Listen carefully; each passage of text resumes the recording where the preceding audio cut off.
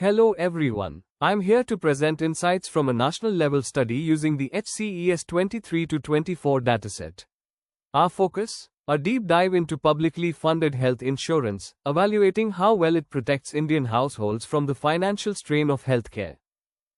India still grapples with high out-of-pocket expenditure, OPE, and widespread catastrophic health expenditure, HCE. While schemes like Ayushman Bharat PMJ aim to bridge this gap, there's growing debate around whether enrollment is actually translating into financial protection. That's where our study steps in, using fresh, representative data to separate policy promise from on-ground performance. Our study is anchored around 7 core questions. How widespread is PFHI enrollment? Are people actually utilizing the benefits when hospitalized? What kind of hospitals do they choose, public or private? Are they still paying high OPE, and who is most affected by HCE? And most importantly, does insurance truly reduce financial burden, or is it masking deeper structural gaps? We used both descriptive stats and regression models to unpack these issues. Let's start with enrollment. Rural India sees 39.4% enrollment, nearly double that of urban areas at 22.8%. But paradoxically, urban users utilize PFHI more during hospitalization, at 28.6% vs 26.3%. Why? Possibly better claim processes or hospital support in cities. Public hospitals dominate in rural usage, while urban India turns more to private care. Clearly, enrollment utilization and insurance access. The state-level story is revealing. Mizoram leads with 76.2% utilization, showing that good governance matters. But major states like UP, 2.6% and Bihar, 2.0% have alarmingly low usage, despite high need. Even states like Kerala and Tamil Nadu hover in a moderate 5-10% range. This stark north-south and east-west divide shows that implementation, not just enrollment, drives impact.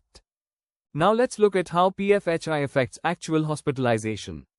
In states like Delhi, Mizoram, and Goa, insured people are 3 to 4 times more likely to get hospitalized.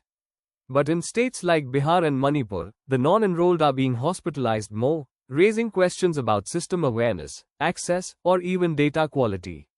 Insurance helps, but only when supported by functioning service delivery. A key insight: state economics drives hospital choice. States like Mizoram, Tripura, Ladakh rely on public hospitals, 80% JOR. In contrast, Maharashtra, Gujarat, Telangana lean heavily on private hospitals, 70% JOR. Where public healthcare is strong, people trust it. Where it's weak, the private sector dominates, often pushing costs up. India needs a dual reform path: build public infrastructure and regulate private pricing. This is where the numbers hit home. PFHI users in rural areas spend 4,359 rupees on average vs 36,425 rupees for non-users. In urban areas, it's 5,632 rupees vs 45,740 rupees. That's a 90% drop in OPE. The protective potential of PFHI is real, but only for those who can actually access and use it. But here's the twist. Regression analysis shows that PFHI utilization is statistically associated with higher OPE. Why? Likely due to hidden charges or reliance on private hospitals, which are also shown to significantly increase costs. We also find that rich households and self-employed farmers pay the most, while religion has no statistically significant impact. Bottom line, insurance alone doesn't guarantee affordability. Looking deeper, scheduled tribes report lowest OPE in HCE, perhaps due to underutilization, not protection. On the other end, the richest 20% pay tilde 15,000 rupees on average in OPE, with 10.3% facing HCE. Self-employed in agriculture face the highest HCE and OPE, making them a critical group for targeted interventions. Equity must be baked into both design and delivery of PFHI. To wrap up, PFHI enrollment is rising, but utilization and equity remain major bottlenecks. OPE is lower among users, but only on average. Regression tells us that insurance is not always protective, especially when the private sector dominates.